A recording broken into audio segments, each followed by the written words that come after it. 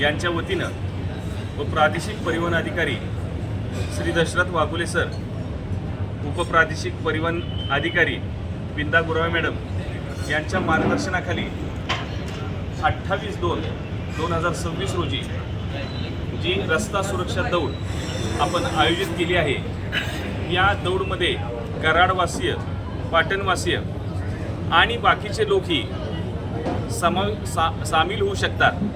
करायचं फक्त एकच आहे की जो स्कॅनर आहे, जो स्कॅनर कराडमधल्या विविध चौकांमध्ये लावला जाईल, आपल्याला पॉम्पलेटद्वारे दिलेला आहे, तो स्कॅनर आपण स्कॅन करायचा आहे आणि अतिशय मूलभूत अशी कमी किचकट अशी माहिती आपण साधारणतः 2 मिनिटात भरायची आहे आणि ही एकदा नोंदणी पक्की झाली की आपला समावेश पक्का होईल. आणि ह्या नोंदणीसाठी कुठलंही शुल्क नाही आहे, ही विनाशुल्क अशी नोंदणी आहे.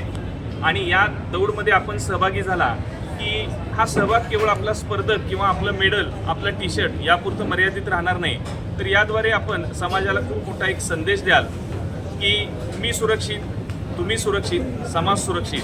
अशा पद्धतीची ही रस्ता सुरक्षा दौड आपण आयोजित जरी आम्ही केली असली तरी सगळ्यांनी आपण मिळून ही यशस्वी करायची आहे. आणि ह्या पद्धतीनं आपण नक्की मोठ्या प्रमाणात सहभागी व्हाल आणि ती यशस्वी कराल अशी मला मनोमन खात्री आहे. आणि त्याबरोबरच जे वाहतुकीच्या संदर्भातले जे नियम आहेत, त्या नियमांचंही पालन आपण ह्या दौडपासून एक संकल्प स्वरूपात करायचं आहे. आणि हे जर अशा पद्धतीनं आपण करू तर निश्चित स्वरूपात एक सुरक्षित अशी वाहन संस्कृती कराडमधून सुरू होईल आणि सुरक्षित वाहन संस्कृतीचा कराड पॅटर्न म्हणून निश्चितच याचा चांगल्या पद्धतीनं बोलबाला होईल असं मला वाटतं. वयोमर्यादा काही आहे? वयोमर्यादा 15 ही वयोमर्यादा आहे. 15 वर्षाच्या वरच्या स्त्री पुरुषांना यामध्ये सहभागी होता येईल.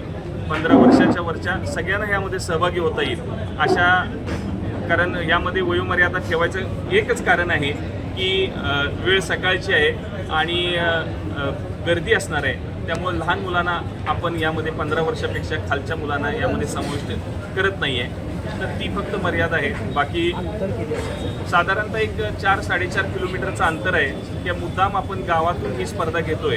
ती गावाच्या मुख्य पथावरून ही स्पर्धक धावल्यामुळं एक जी वातावरण होईल, त्याद्वारे एक समाज प्रबोधन होईल आणि ह्या गोष्टी साध्य व्हाव्यात यासाठी आपण कराडचा मुख्य रस्ता म्हणजे घाटावरून ही स्पर्धा सुरू होईल आणि घाटावरच ही स्पर्धा संपेल.